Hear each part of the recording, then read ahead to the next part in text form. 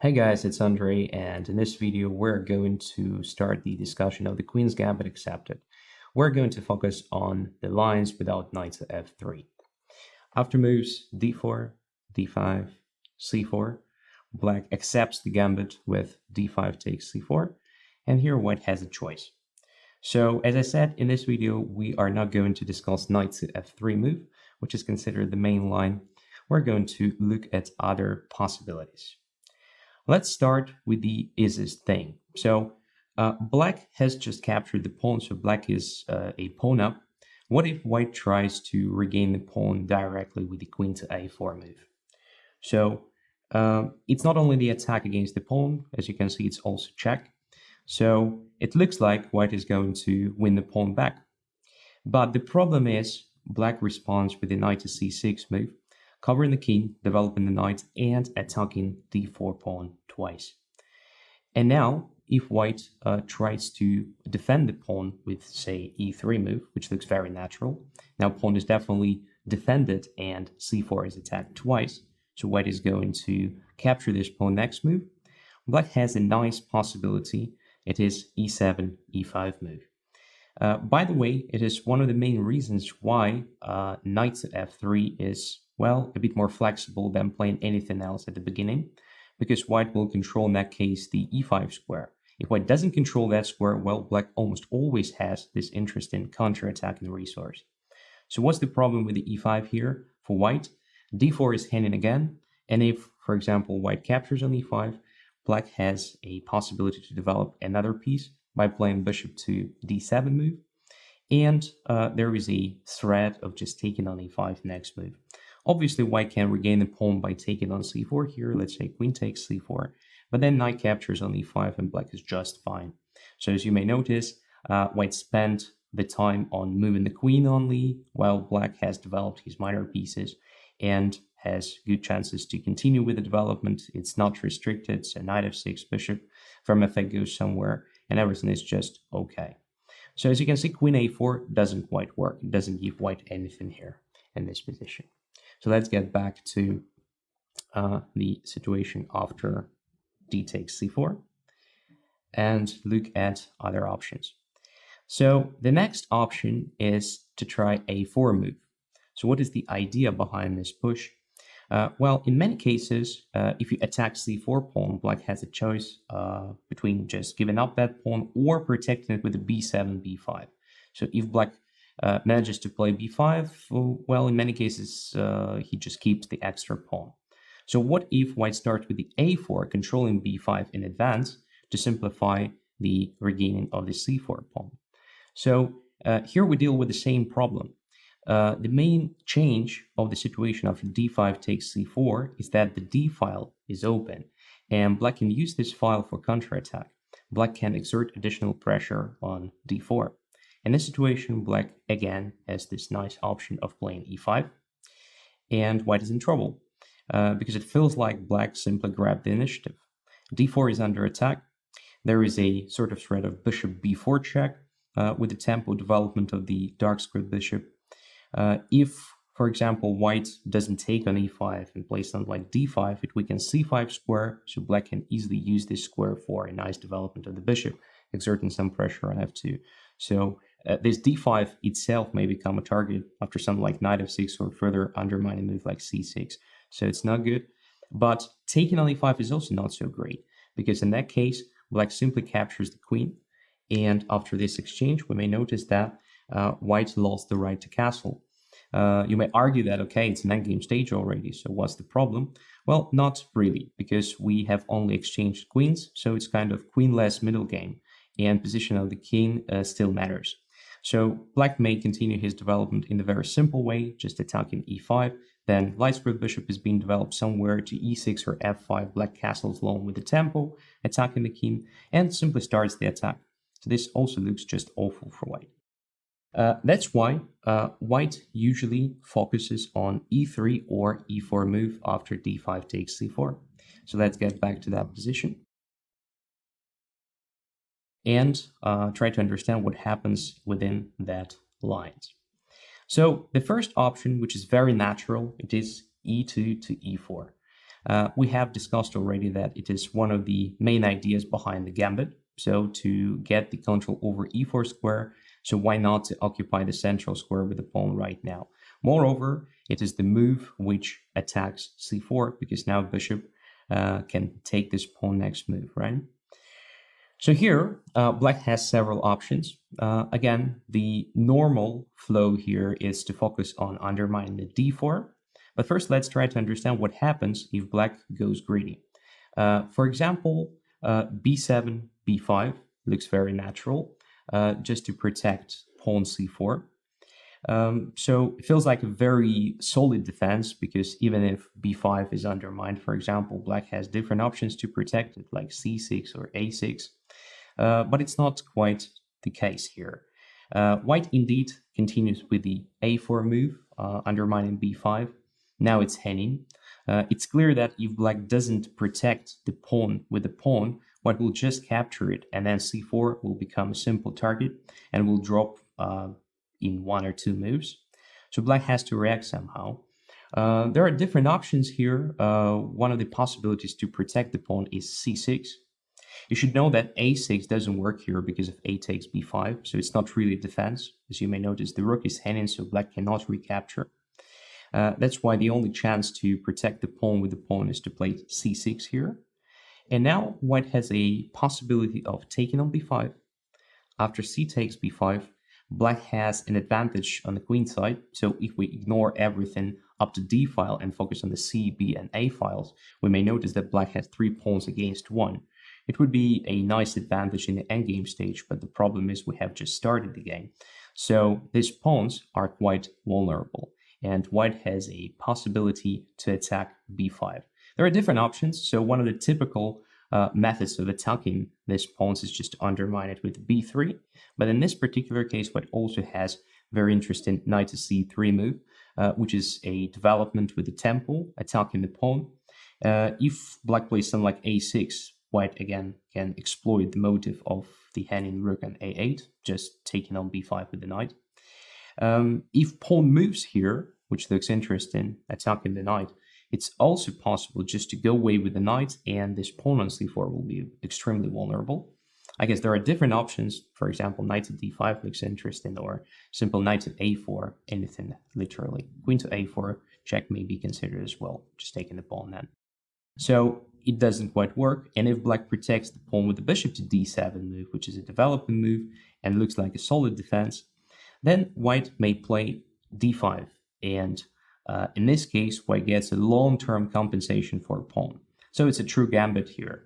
Black is a pawn up, but pay attention to the problem with the development. After this d4, d5, it's really unclear how black is going to complete the development of the queen side.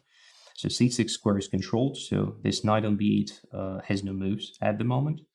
White has different options of completing the development, so knight easily goes to f3. Let's say this bishop may be developed to f4 or maybe g5. Light squared bishop may be simply developed to e2. At some point, white may think of just undermining the pawn c4 with the b3. And also, don't forget about central pawns. So here white got exactly what he wanted, because now white has very powerful pawn center, well supported by pieces from behind. And at some point, it may end up with something like e5 and maybe even e6. So this doesn't look good for black. So greedy approach doesn't work. That's what I mean. It's not always the case, but in the most of cases, it's better to focus on undermining the d4 pawn rather than saving the pawn on c4. So after e4, black has different options of attacking the d4 pawn.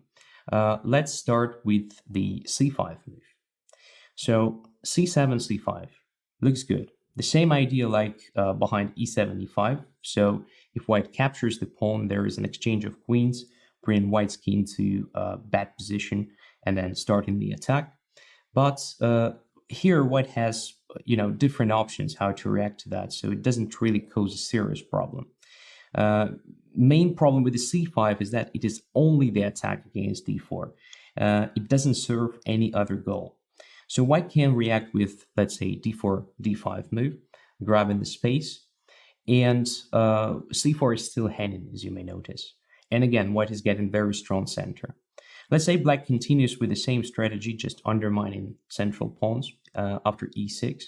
White protects it with the knight to c3. Black continues his development, also attacking d5 pawn. And in this case, white plays knight to f3, continuing the development and simply ignoring ed5, because after e takes d5, instead of just taking on d5, which is also possible and may be considered, white has a better option. It is e5. So a tempo move, attacking the knight, and once the knight goes away, d5 drops. So for example, after knight f to d7, something like bishop to g5, bishop to e7, bishop captures on e7, queen takes on e7, and white captures on d5, it's clear that white is getting very powerful position because the knight is centralized. It's a tempo move. Queen has to go away somewhere, probably to d8 to cover c7, and then white just regains the pawn with bishop takes c4, and everything is just amazing for white. Look at the development, look at this pawn on e5, castle is ready, black is underdeveloped, and probably failed to deal with white's center, so white got exactly what he wanted. Another option for white after black's c5 move is simply to protect it with a piece. So let's get back to it. It is knight to f3 move. So pawn on d4 is protected. And after, let's say, c takes d4, white may simply capture on d4 with the queen. That's an interesting option as well. So it feels like a simplification. And yes, it is a simplification. So white is not against exchanging queens here because compared to previous lines that we have already discussed, there is nothing wrong happening to the king. And white gets very simple development here. For example, after queen takes d4 and knight takes d4, c4 is hanging, and it's not black's only problem. So there is also an option of bringing the knight to b5 with the idea of knight c7 that black has to take into account. So normally black responds with the bishop to d7 here to cover b5 square. Now comes bishop takes c4, and as you may notice, white has a slight advantage here. Because of the better development at the moment, white controls more squares here. Potentially, white has an advantage in space. In general, this type of positions is quite annoying for black to play because it looks like, almost equal position, but it's never quite equal. That's the problem. So after c5, as you may notice, white has a good choice between playing d5 and simply protecting the pawn with the knight. So c5 is not really satisfactory thing for black. Let's get to other possibilities.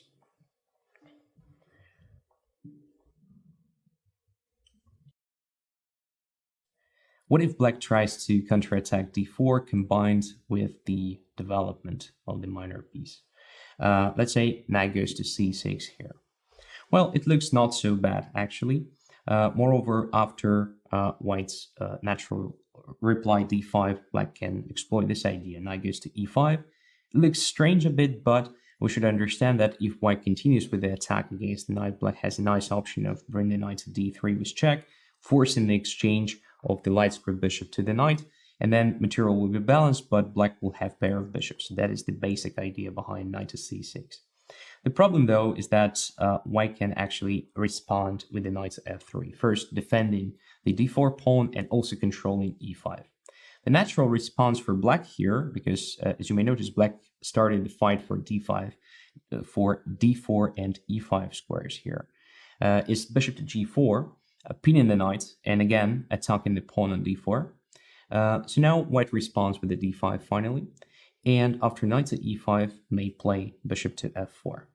So what's the difference? If black plays knight to d3 here, it may quickly lead to the problem with the b7, I think, because bishop on g4 is a bit misplaced. So if knight d3, we just take several times, and there is a threat of queen to b5 already, as well as knight to e5 and so on. So black may try something like knight to g6, where after bishop also goes back to e3. And, well, it doesn't feel like black achieved what he wanted. So basically, the idea was to win the fight for d4 and e5 squares, but here white controls these squares perfectly. This bishop on g4 is a bit misplaced. It may become a target very soon. So black may try something like e7, e5 here, putting the pawn on the central square. White will obviously ignore this move because, there is an option of taking impasse, but it leaves white without a powerful pawn on d5, so the natural move will be something like bishop takes c4. Now, as you can see, since the bishop is already on g4, there are some problems with b7 potentially, so white may consider something like queen to b3 move. There is also something like bishop b5 possible, and after something like a6, well, actually dealing with the bishop b5 threat and being ready to play b7, b5 probably against queen to b3, white may clarify the things with the light square bishop by playing h3 here.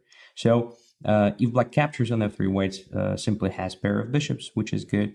If bishop goes away, nothing really changes, so white has a slight advantage here because of this central pawns e4 and d5. This advanced pawn guarantees the advantage in space, controlling c6 and e6 squares, and white simply has nice possibilities to exert some pressure on c7 potentially.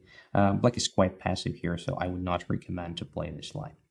Let's get back to the situation after e4 and see what black has there, in addition to what we have already discussed.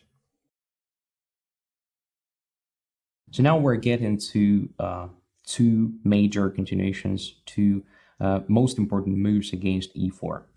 The one is knight to f6, developing the knight and counter-attacking central pawn e4. So white's most natural reply here is e4, e5, attacking the knight. So the main idea is not to lose time on anything else, but to play in a very aggressive and ambitious way. Moreover, this e5 is a guarantee of the attack on the king side later on.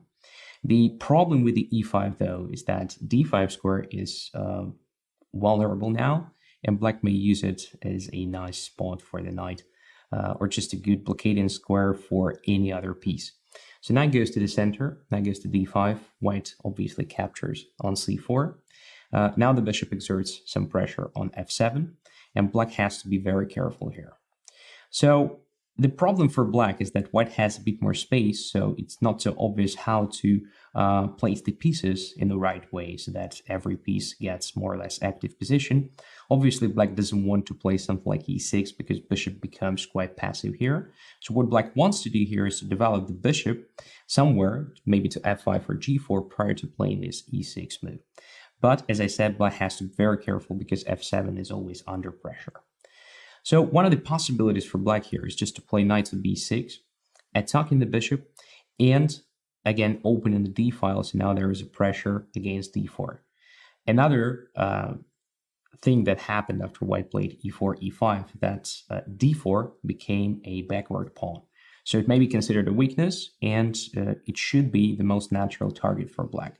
That's why knight b6 tempo move, also opening the queen with the attack against d4. So then black may combine the development with attacking this d4. It's the most annoying thing for white here, obviously. So bishop goes to b3. Let's focus on this move. There are different options, but bishop b3 is the most logical one because white developed this bishop to attack f7. Now black may continue with knight to c6 or bishop to f5. Both moves are possible. Let's start with the knight to c6 move. Now white protects d4 pawn with the knight to f3 move. And the most natural continuation of black's strategy would be bishop to g4 move, pinning the knight and hence exerting additional pressure on d4. In many cases, just threatening to take that pawn in one or two moves. But as usual for such a situation, when you develop the bishop on g4 and you have not well protected f7 pawn, you have to be extremely careful, especially if the bishop is already developed. So white has two interesting options here. If white doesn't want to play at all, it's possible to play knight to g5. Sacrificing the queen, but it's not really a sacrifice because after bishop takes d1, the game ends quickly. After bishop takes f7, king goes to d7, and then bishop to e6, check, followed by the perpetual. Yes, it ends quickly, but ends with a draw. So if white is more ambitious and wants to keep on playing, then after bishop to g4 move, there is an option of taking on f7 first. So bishop is not protected, which means after king takes f7, knight to g5, check, white will capture the bishop next move. So king has to go back to a safe place. Now bishop is being captured. And, well, just imagine d4 is not hanging, white will have probably decisive advantage. Here it's not the case because black still has a chance to take on d4 with the queen, trying to simplify the things because, well, the king has already moved, which means there is no right to castle. So black is trying to exchange queens and get to the endgame. But white may ignore this queen d4 move, simply going back with the queen to e2. In this case, black obviously can capture the pawn on e5, but then bishop goes to e3. Yes, white is a pawn down here, but the compensation is obvious.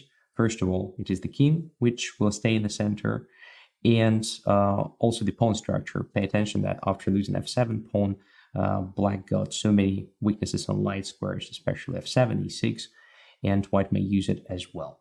So it's a complicated position, but I think it's a good one for white if he wants to fight for initiative. Black may avoid all these complications by developing the bishop on f5 a bit earlier. So instead of playing knight to c6 move, it's possible to develop the bishop on f5 immediately. So exactly in this position, black moves the bishop to f5, and it's very solid because black wants to play e6 next move, solving the problem of the a2 g8 diagonal, solving the problem with the f7, which is always under pressure. Here, white develops the knight to c3, black plays e6, protecting the bishop, and actually preparing the next portion of attack against d4. So now, since d5 is controlled a bit better, black can play knight c6 easily. Next move. White has two different options here. So the one is to develop the knight on e2, another one is to develop the knight on f3. In both cases, position is quite complicated, but I think that development of the knight to e2 is a bit more flexible because white avoids all potential problems with bishop g4 later on. Black develops the knight to c6, white usually castles, and black plays queen to d7. So as you can see, it's very important to control d5, to overprotect this square. For this reason, black plays queen to d7 to prepare rook to d8. But not only rook to d8, black actually continues with the long castling here, bringing the rook to d8, and also bring the king to a safe place, more or less, because it's not so simple for white to organize the attack on the queen side here, although it's not impossible. So black has to be very careful. I think this position is pretty complicated, and of course you need deeper knowledge and better preparation to play it with both colors.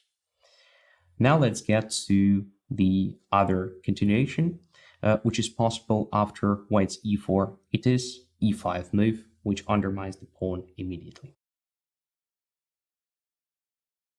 So right after white's e4, black plays e7, e5. Everything is according to the strategy. So we have opened the d file, and now since white doesn't control e5, we try to use it to undermine the d4. As I said earlier, c5 was also meant to undermine d4, but it didn't serve any other goal. So what is different about e7, e5? As you can see, we also prepare the development of the dark squared bishop, and this is obviously much better than c7, c5. For instance, if white reacts with the d4, d5, we may use c5 square with our bishop. So we can develop it on the active position, already exerting some pressure on f2. So normally, white responds with an interesting knight to f3 move, playing a real gambit. So white is going to sacrifice a pawn for faster development and some initiative against black's vulnerable spots like b7, f7, and so on. e5 is under attack, so black cannot justify losing that pawn, so e takes d4 is more or less forced here, in which case white is not going to recapture in d4 and simply takes the c4 pawn. Why? Because, well, first of all, it is a development move. White brings another piece to the game, attacks f7, and d4 is not necessarily that healthy, so in several moves, white will have a chance to regain it. For example, here, black may defend the pawn with knight to c6 move, where after white continues with castling. So as you may notice, black is underdeveloped a bit, and this may cause a problem. In this position, black can develop the light squared bishop just to try to solve the problem with the f7, because white is literally ready for any sort of attack against this one. So queen to b3 may be considered, knight to g5 may be considered, and so on. So bishop e6 looks pretty natural in this situation. So black is not against bishop takes e6 line, because in that case, although we may notice some weakening of the pawn structure, black is able to protect most critical vulnerable pawns and squares. So for example, queen to b3 attacking e6 and b7 simultaneously, black protects the e6 because it's more important. Then queen can capture on b7, but black wins some tempo because of it. So rook goes to b8, queen, let's say, goes to a6, it's just the only square to occupy. And here black continues with the development. So as we may notice here, since white lost some time to move his queen around the board, black got some time for development of other pieces. So black is doing fine here in this situation. That's why after bishop to e6, white may use another interesting weapon. So it is bishop to b5 move.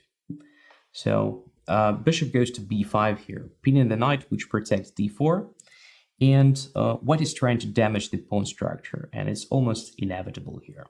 So when black tries to protect the pawn, because white's threat was just to take on d4, white doesn't have to take on c6 first to win that pawn back.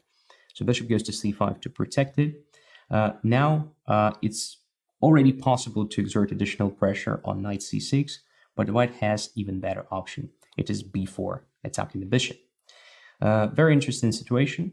Appears that black cannot really take on b4, because in that case, white plays queen to a4, attacking both c6 and bishop on b4. And it's getting really ugly for black, because it's not actually only the attack against this two, it's also a potential attack against d4.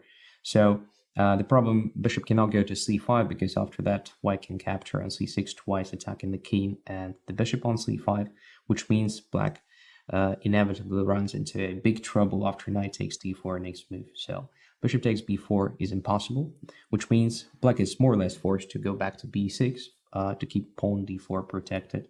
White continues with a very natural a4 move, creating this threat of a5 trap in the bishop.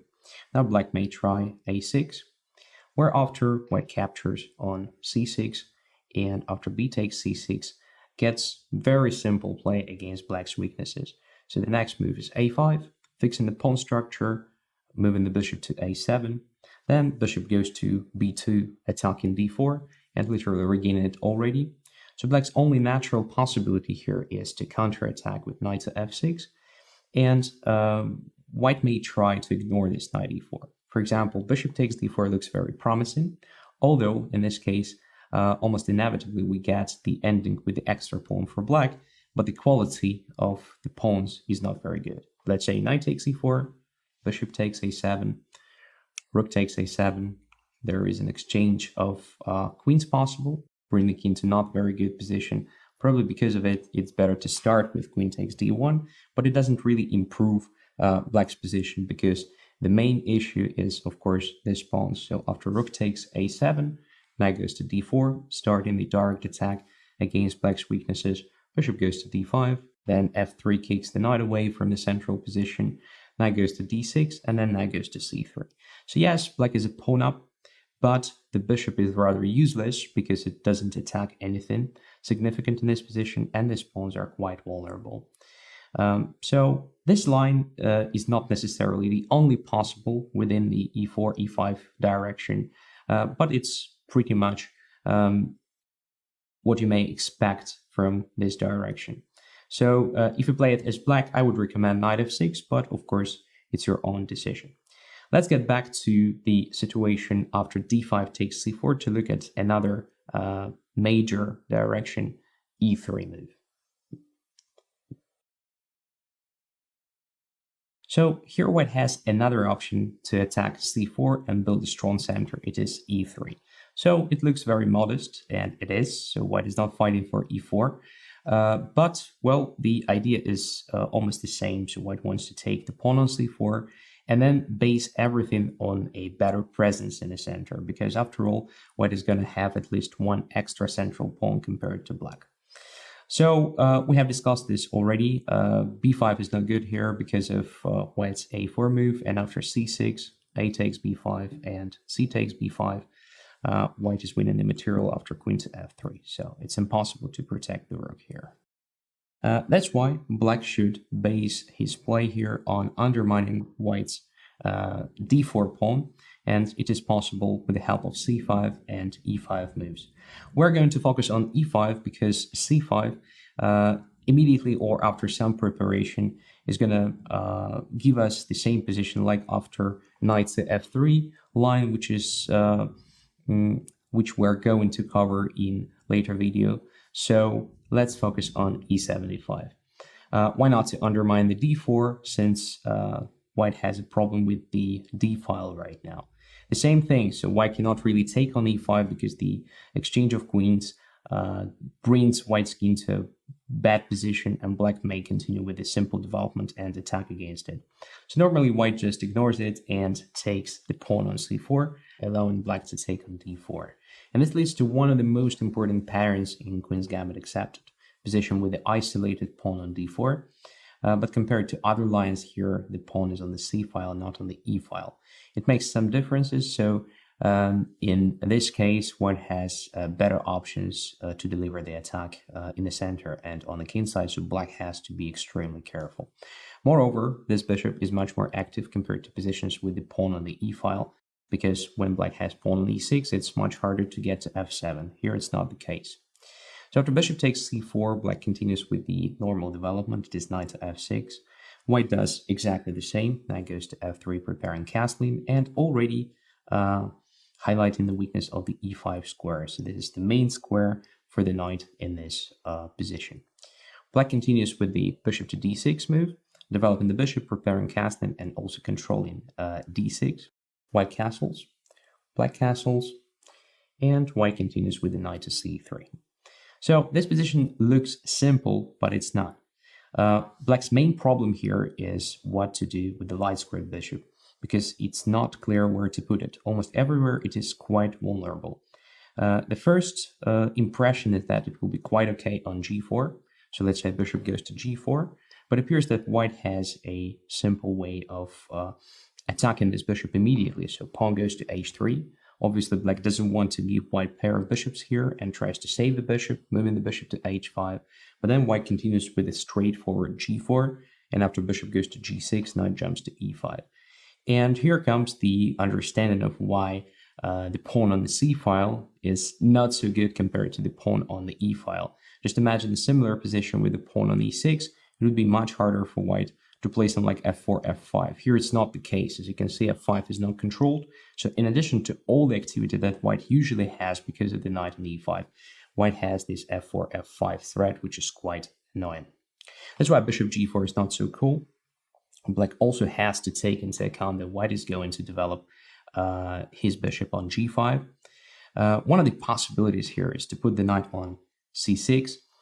In this case, e5 is controlled much better, so knight e5 is prevented at least for now. d4 is under additional pressure. But here white just plays h3 move, preventing black's bishop to g4. And now the only square which is left for the bishop is f5, but it's also not necessarily that great because the bishop may become a target quite easily after something like knight to h4. So it's not a very pleasant position for black. At the same time, bishop g5 is threatening pinning the knight, and it will be not so simple for black to get rid of that pin, only by moving the bishop back to e7, but it's passive. That's why probably the most natural move here is h6, preventing that.